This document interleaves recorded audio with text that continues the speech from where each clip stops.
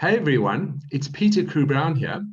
Welcome to another episode of the Mind Over Matters podcast by Pair Planning. The topic for today is it time to upgrade your thinking? With Joanne Ford, who is a positive mindset mentor and coach, and whose mission is to support and guide others to develop their inner strength to become more confident, resilient, and unstoppable. A bit more about Joanne. Joanne was a training and development advisor at a housing association, where in addition to having responsibility for the induction of new employees and annual personal development plans, she delivered core training sessions to staff, including resilience and well-being. Having previously qualified as a personal performance coach, Joanne found her niche and decided it was time to focus on a goal of becoming a mindset mentor and coach. 18 months ago, she set up her own business called Promptus, Promptus. She supports individuals to move forward after major changes, such as divorce, redundancy, or bereavement, typically where there's a feeling of overwhelm about what to do next. And I guess we all have that at some stage of our lives. So about today's podcast, we all have a story to tell about challenges we have had to face throughout our lives. As difficult as those challenges were at the time, they are what defines us. Everyone, without exception, experiences tough times. For some of us, it can be so much harder to pick up ourselves and move forward. Some may even feel they attract all the bad fortune, while others appear to sail through life. Joanne shows individuals that by taking ownership of their current situation and changing their way of thinking, they not only overcome the setback, but come back stronger and with renewed motivation for fulfilling life. This will be the focus of the podcast discussion today. So Joanne, finally, turning to you, please share with the audience what makes you tick and who in the community you serve. Well, thank you, Peter, for that lovely introduction. And thank you for inviting me to be a guest on your podcast. As you said in the introduction, I was a training and development advisor for a housing association, and I got very involved in resilience and well-being, and mental health first aid came up. I was the first one to volunteer to be on that course. So I started to carve out a little bit of a niche, and I feel that resilience and confidence development, which are the areas that I tend to concentrate on, are intertwined. So if we have some event happen in life and it knocks our confidence, our resilience goes down, and vice versa.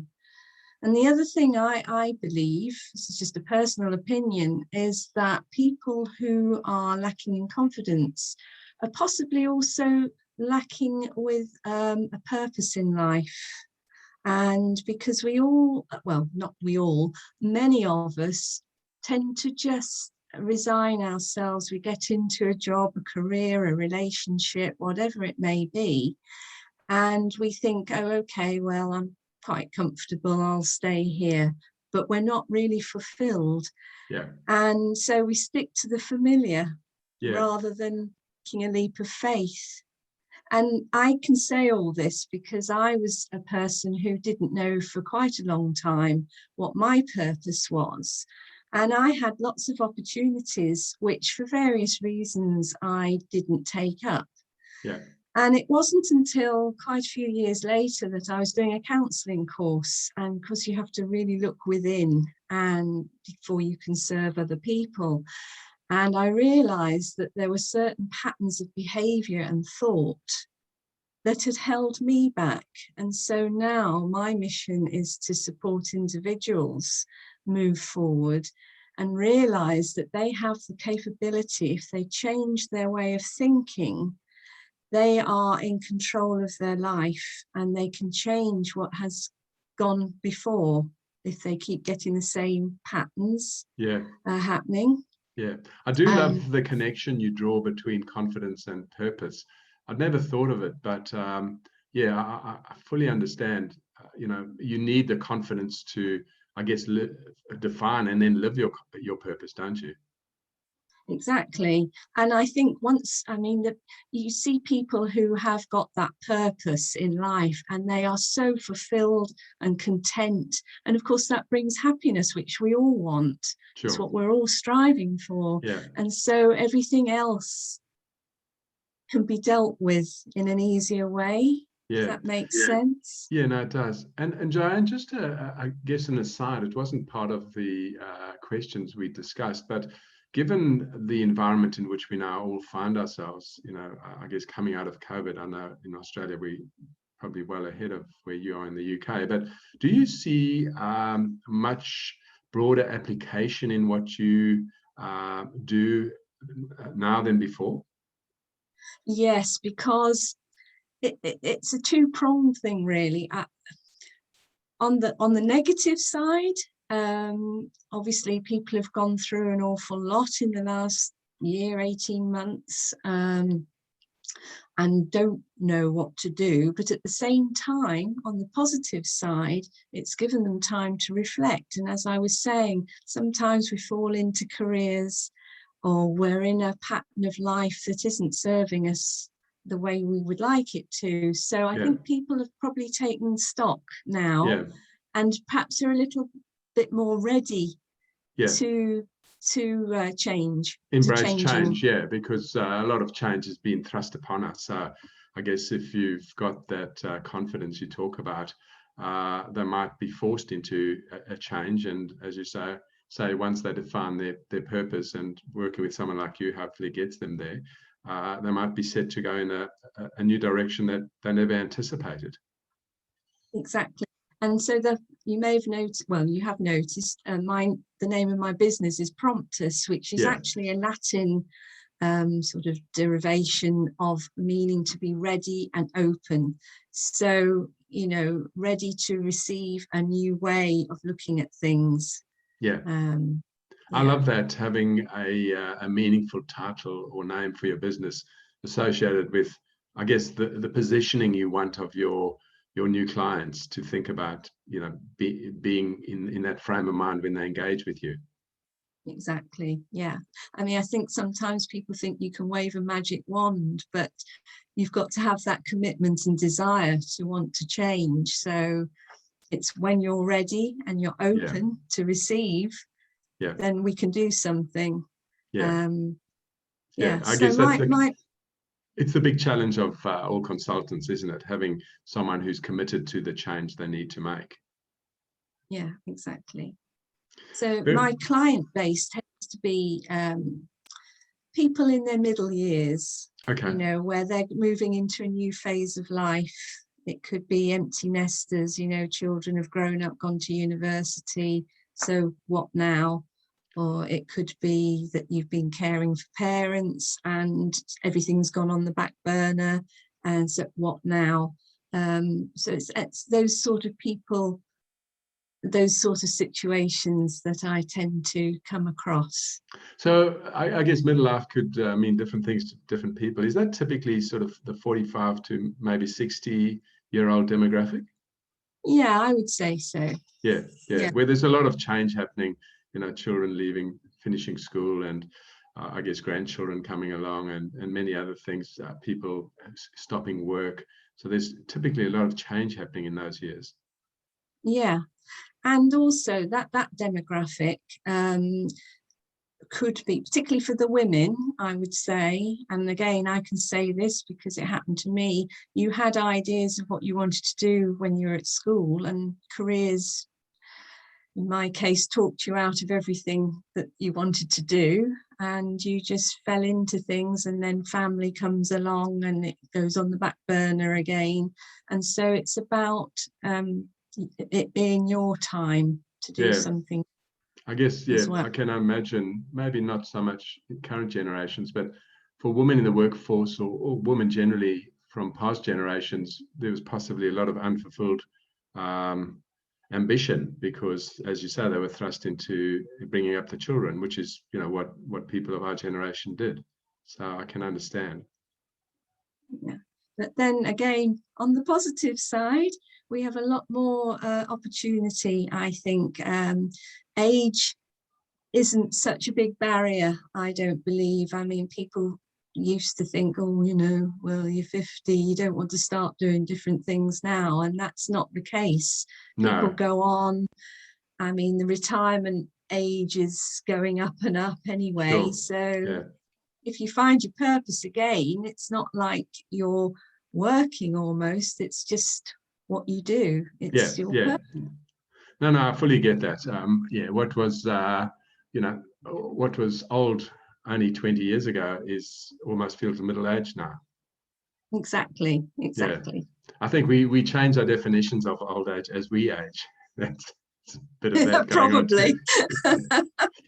No comment. Joanne, yeah, just moving into the, I guess the actual questions for the interview that we have discussed before. The first question was, I know that there are many approaches to the subject of mindset. What is your specific approach? Okay, so if we're talking about resilience mindset, Yeah, I spend a lot of time working on how people actually respond rather than react to an event, because that plays a big part. And the fact that we do have control, not over the first, you know, the actual event, yeah, but we do have control on what happens next. yeah, And the other thing I do is work a lot on separating out emotions from the facts yeah, of what has happened, because, and that's quite hard because we're all emotional beings. yeah, And you know, something bad happens, our emotions are all over the place, and we do have a tendency to put our own slant on things yeah, and add bits on, and it ends up being sort of out here when it yeah, actually was here. yeah, So I do a lot about perceptions and breaking cycles of negative outcomes.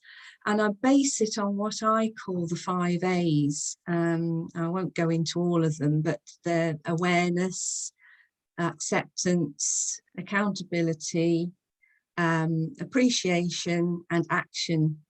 Okay, and so you And focus on those 5 A's, and the words you've yeah, mentioned it gives me a good sense of, you know, you focusing on positives and trying to get people, I guess, focusing on those sort of positive emotions.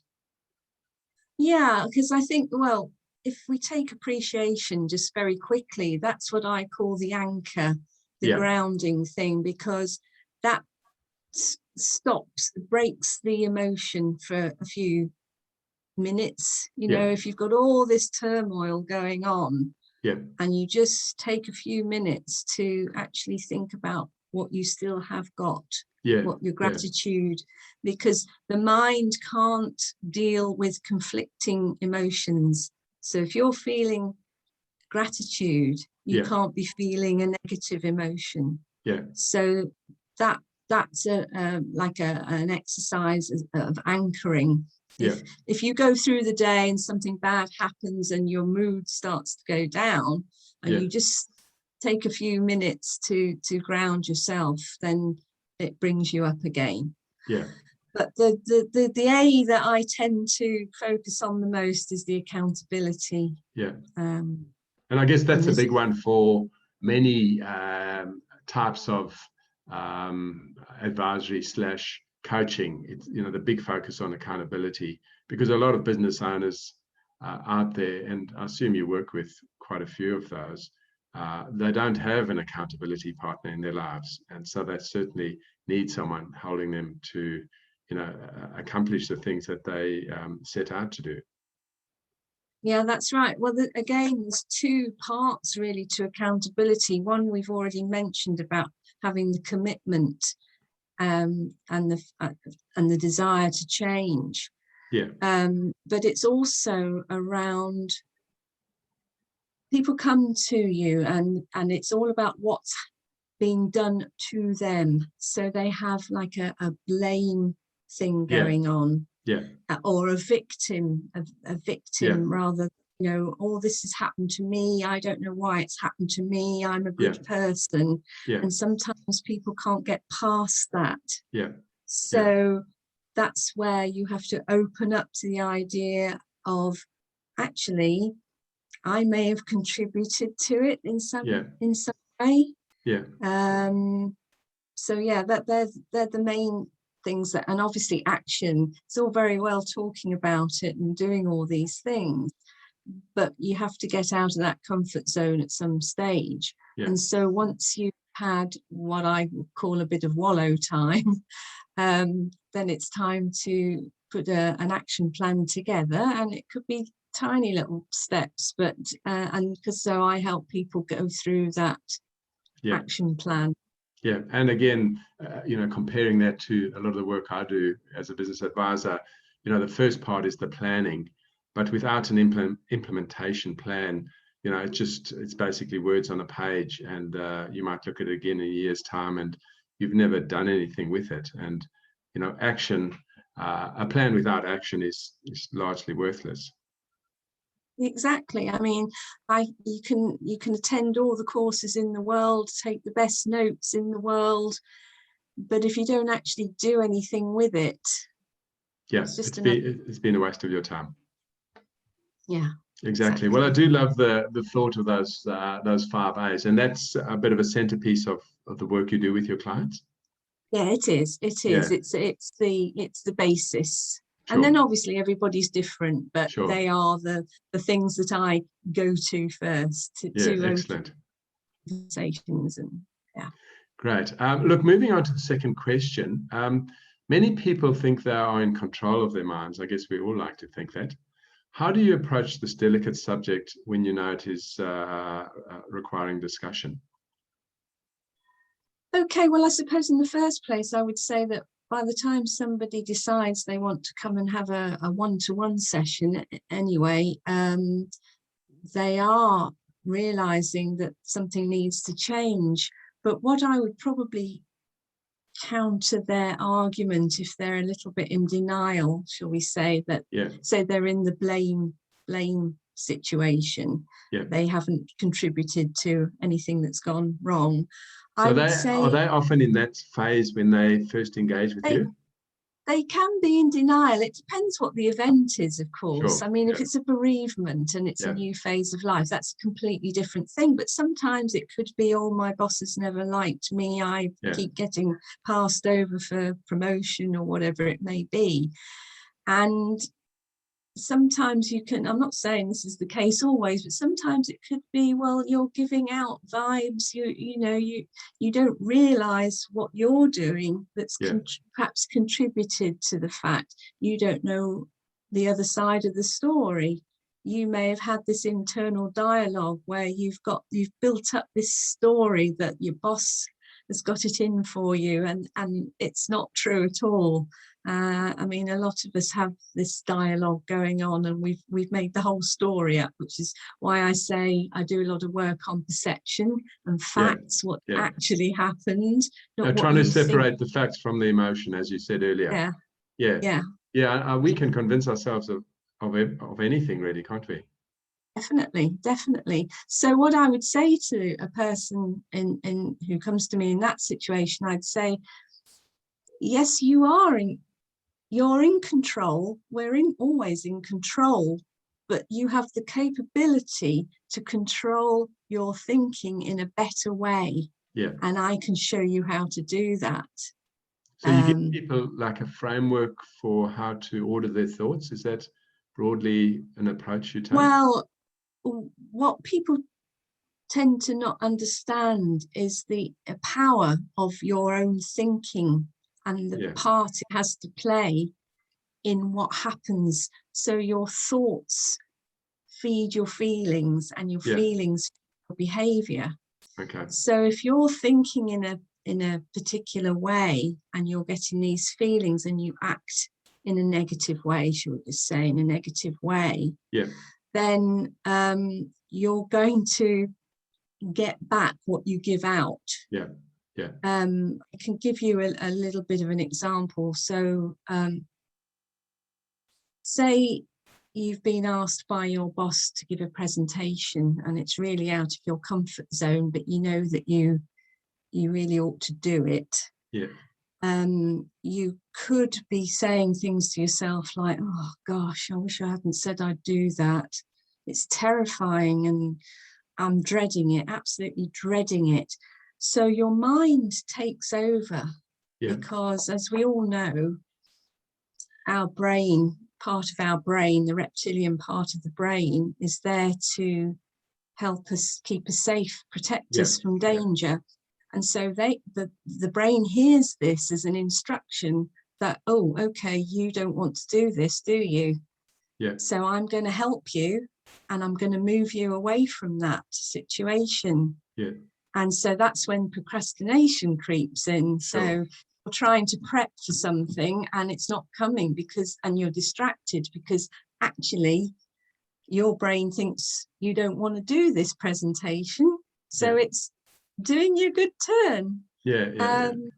So you have to then change your vocabulary and say things like, well, it's going to be a challenge. It's not something I've done before, but I'm really excited about it. And I want to prepare really well.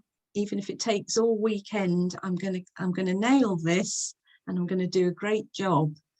And then your mind says, oh, you really want to do this, do you? Oh, okay then. And it will move you towards what you do want to do. Excellent. And again, doesn't sound a bit woo-woo, but yeah. No, I get it. And so these are the types of things you would do with actual clients. They would have a situation and you would help them overcome that sort of, can I call it, negative self-talk? Yeah, so what I tend to do is I listen to my clients tell their story, what's happened to them, and I listen to the words they use and the way they're describing it. And often people will say things like, I never, or I always, or, you know, I always get passed over for promotion, or I never have any luck, or I knew that was going to happen. So they're already giving instruction that this is what's going to happen. Yeah. So that using very definitive terminology. It's like a self-fulfilling prophecy. I think we've all been through that at different times in our lives. So you have to be really careful what you're actually saying to your mind. And I guess that's the benefit of sense. engaging with someone like you. You know, we don't all have that sort of training, and engaging with someone to help you with those sort of conversations and how you talk to yourself is so important.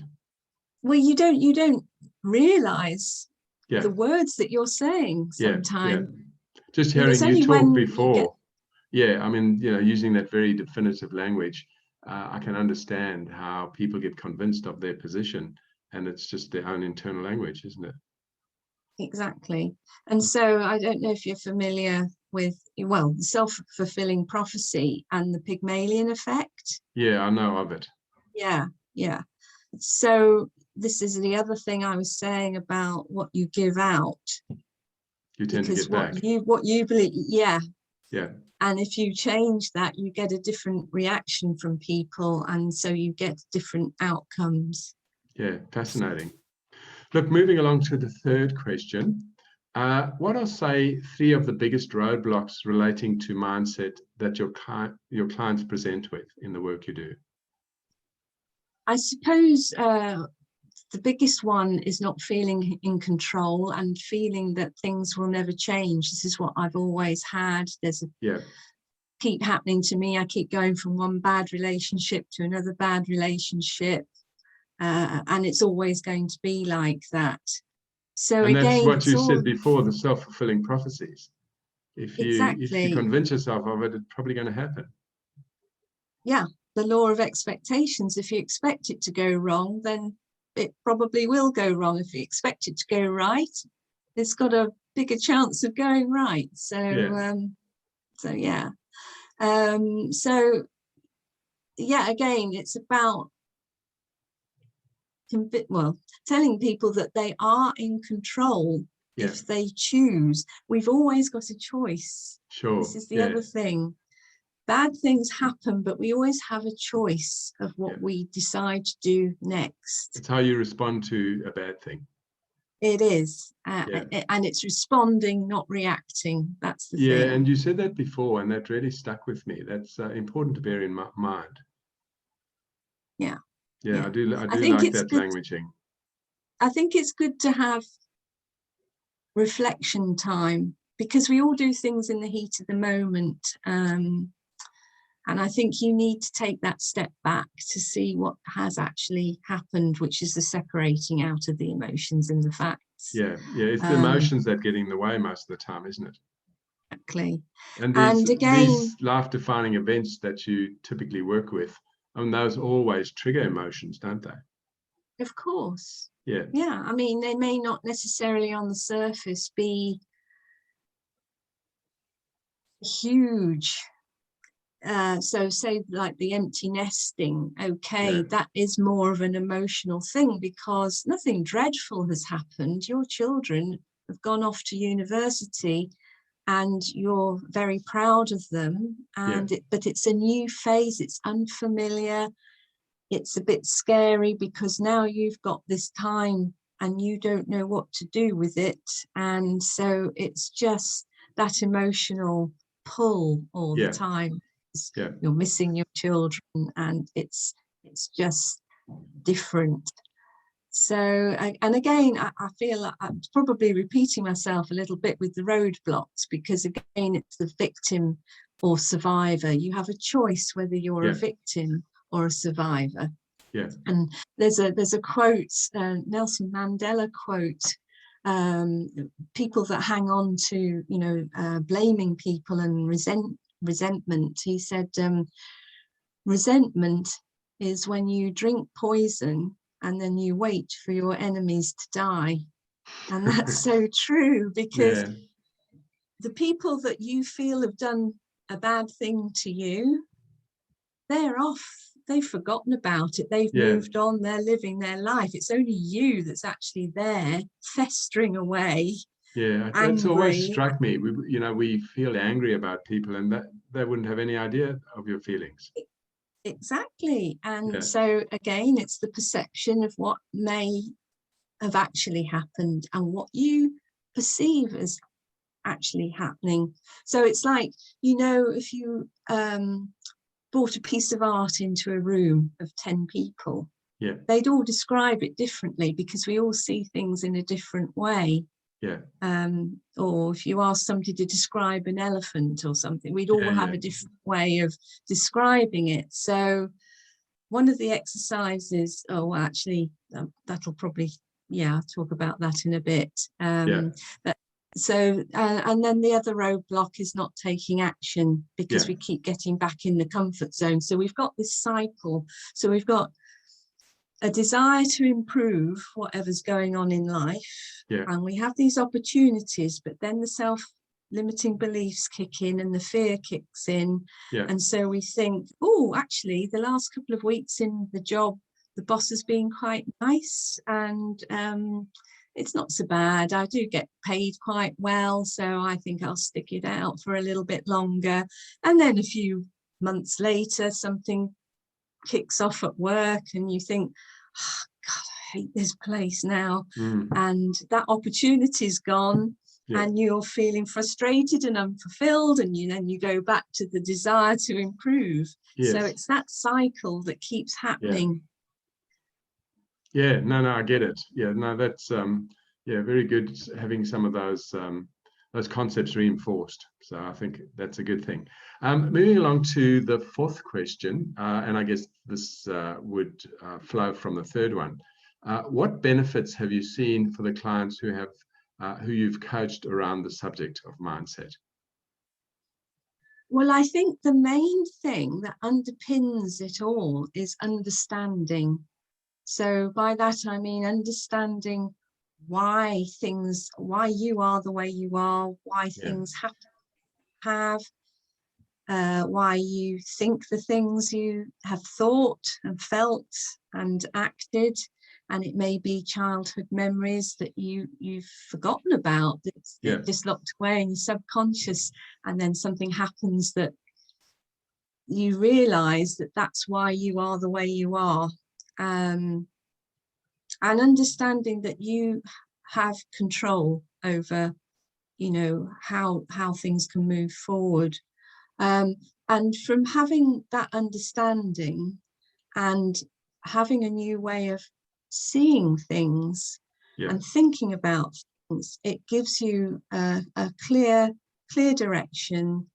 It makes you more decisive, more confident, more motivated to try new experiences, fulfilled, and ultimately, as I said at the beginning, happier, which is what we all want. Yeah, I guess understanding, you know, what leads you to where you are, and getting an understanding of your emotions and how we sabotage our own lives.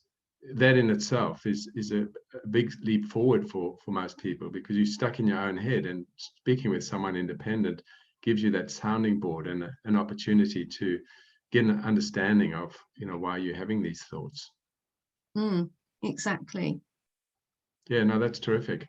Look, just moving on to the fifth of our 5 questions. Do you have any quick tips or takeaways the audience can think about that might, you know, benefit their mindset challenges they've got at the moment? Any, you know, reference material for them to read, or any sort of exercises you can direct them to? Well, I've got one of each of those. Okay. I've got a book recommendation. This is aimed, as we were talking about, people that might be a bit closed to them playing any part in what may be happening to them, and may not be in self-development as much as we obviously are. So a book I would recommend is SUMO, which stands for Shut Up and Move On. SUMO, SUMO. Yes. Okay, shut up and move on. That's an acronym, obviously. Yeah, and it's by Paul McGee. Wonderful. And it's very readable. That's what I would say. The first thing is it's very readable. It talks a lot about victim and survivor. Which T-shirt are you wearing? Are you a victim or are you a survivor? But it's done in a very, what I would say, palatable way. So if you're not really into self-development and you don't want to read a huge tome of well, what some people might say psychobabble or whatever, it's a nice introduction. I must be sure to put that in the notes are attached to this, because I've not heard of that book before, and it sounds like anything that's maybe a less technical read, I think has broader resonance. So I love the idea. I'm well familiar with the book by Dr. Carol Dweck. It's the one that everyone seems to talk about, but I'd say that one might be a little more technical. I like the sound of the one you mentioned. Well, I think perhaps once you've read this one, then it might, the penny may drop. You may think, oh, actually, yes, that speaks to me. I need to look a little bit further, and then that's how you get into self-development, isn't it? Exactly. And you said you had one of each. Was there something else you wanted? There's an exercise which helps a little bit with separating out emotions and facts. So this is for people, particularly if they're having trouble sleeping, is to get it out of your head. And it's if you're worried about something or you've got a problem, before you go to bed, get a pen and paper and write down what the worry is. And when you write down the facts, not your spin on it, just what has happened or what the worry is. And then you're immediately back in control, because you're writing it down. As soon as you write something down, that's why people like journaling, because as soon as you write that's down, very clever. And so what, you're feeding it into your subconscious, are you? You are. But it gets it out as well. It is feeding into your subconscious, and I'll come on to that in a second. But just the act of writing it down is very powerful. That's your point, isn't it? It is. Yeah, yeah, yeah. So the next stage is to write down the worst possible outcome. So you've Okay. got this problem or this worry. Yeah. What's the worst possible outcome? Yeah. And write it down. Yeah. And then when you see what the worst possible outcome is, you accept it.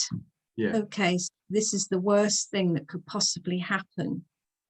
Yeah. And then you write all the actions down that you can take to prevent that worst possible outcome from happening. I love it. And That's so powerful. I've not heard of this this practice before, but I'm personally a prolific note taker for the reason that, I find writing something down reinforces a thought. And I guess it's the same with what you're talking about. It reinforces the worry and allows you to get clarity around it. yes, when you say reinforce, though, you want to reinforce. That's why it's important to stick to the facts, because Yeah. you keep telling people, it's like when you tell people your story, and then you tell another person, it's embedding your version of the story is going, and so it becomes true. Even the things that aren't actually true become true. So you have to be a little careful about that. Yeah. But this is good for doing, especially if you do it before you go to sleep, because it gets it out of your head.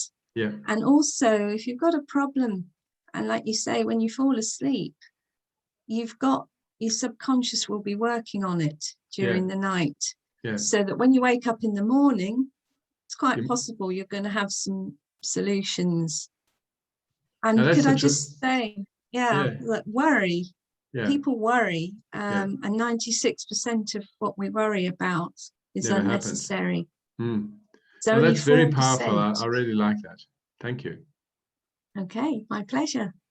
Well, look, that concludes the formal part of the interview, and I think you've shared some absolute nuggets with us today. Just finally, could you just let the audience know the best way to contact you? Okay, well, I would say LinkedIn is probably the best way. I'm on LinkedIn, Joanne Ford, Promptus UK, and also I'm on Facebook. My email address is Joanne, JOANNE, at Promptus, PROMPTUS.UK. Excellent. So, yeah. Yeah, well, there's plenty of ways to get a hold of you. So, yeah, hopefully some people have an interest and, get in touch. So, Joanne, I guess that just leaves me to thank you for your contribution today. I've really enjoyed speaking with you. You've certainly shared a different perspective on the whole subject of mindset, which is a subject that I've covered on a number of my episodes. So thank you for that. It's my pleasure, and thank you very much for the opportunity. It's been a very enjoyable experience. Thank you. Thank you. So this is Peter Crewe-Brown signing off from episode 11 of the Mind Over Matters podcast.